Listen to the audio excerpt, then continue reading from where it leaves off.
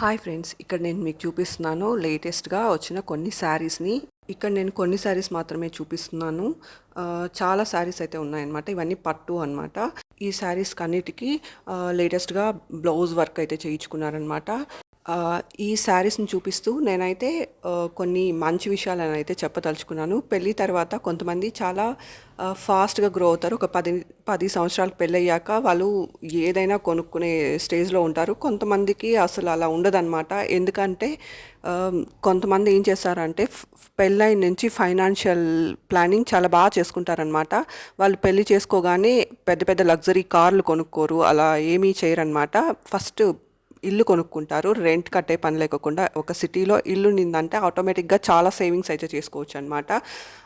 Savings చేసుకొని even wife and husband job చేసిన husband wife financial బాగా బెటర్ ప్లానింగ్ చేస్తారనమాట. వైఫ్ శాలరీస్ని పిల్లలు ఉండేటప్పుడు చాలా వేస్ట్గా కాకోకుండా గోల్డ్ కొనడం అలా చేస్తారనమాట.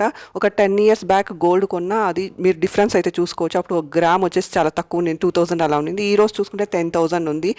మీరే చూసుకుంటే ఎంత డిఫరెన్స్ ఉంది కదా. అలా వాళ్ళు ప్లానింగ్ బాగా చేసుకొని గ్రో అవుతారనమాట. కొంతమంది ఏంటంటే వైఫ్ శాలరీస్ని కూడా తీసుకొని కార్లు కొనడం అలా చేస్తారనమాట. అలాంటప్పుడు ఎలా గ్రో అవుతారు? ఓన్ హౌస్ కూడా కొనాలనుకోరు.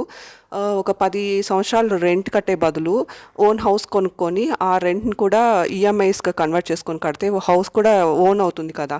అలా చేయరనమాట. ప్లానింగ్ అనేది ఉండదు. కార్స్ పైన లగ్జరీస్ పైన అంతా ఖర్చు పెడతారు. అలాంటి వాళ్ళు ఎలా గ్రో అవుతారు? సో లైఫ్లో గ్రో అవ్వాలంటే ఫైనాన్షియల్ ప్లానింగ్ చాలా బాగుండాలన్నమాట. ఫస్ట్ బేసిక్ థింగ్స్ ఏది నెసెసిటీనో అది కొనుక్కోవాలి. కొంతమందికి గోల్డ్ కొనడం అస్సలు ఇంట్రెస్ట్ ఉండదన్నమాట. కానీ ఫైనాన్షియల్గా వైఫ్కి ఫ్రీడమ్ ఇచ్చిన వాళ్ళైతే చాలా గ్రో అయ్యారు. వాళ్ళు వేస్ట్గా ఖర్చు పెట్టకుండా మంచి ఇన్వెస్ట్మెంట్స్ పైన ఖర్చు పెడతారు కాబట్టి ఇవాళ చాలా గ్రో అవుతారు. వాళ్ళకి నచ్చింది కొనుక్కునే స్టేజ్కి వెళ్తారనమాట. So wife and husband both are equal అనమాట. ఒకరు ఎక్కువ కాదు, ఒకరు తక్కువ కాదు. మీరు చూసుకుంటే దేవుళ్ళు కూడా సమానమైన హక్కునిచ్చారనమాట వాళ్ళ భార్యలకి. కొంతమంది అయితే వైఫ్ని అడగకుండా అసలు ఏ పని చేయరనమాట. ఫైనాన్షియల్ ప్లానింగ్ సరిగ్గా చేసుకోకుండా కార్స్కి అలాంటి వాటికి తగలేసి గోల్డ్ కొనడం కొంతమందికి అస్సలు ఇష్టం ఉండదన్నమాట. కనీసం అటువంటి వాటిపైన పెట్టినా అసలు ఇప్పటికి చాలా గ్రో అయ్యేవాళ్ళు. సో ఫైనాన్షియల్ ప్లానింగ్ సరిగ్గా చేసుకోక పెళ్ళయ్యాను కొన్ని సంవత్సరాలకి వైఫ్ పైన తోసేస్తుంటారు. మేము ఎదగపోవడానికి కారణం వైఫ్ అని. అది చాలా తప్పు అనమాట. ఫైనాన్షియల్ ప్లానింగ్ సరిగ్గా చేసుకుంటే ఎవరైనా ఎదుగుతారు.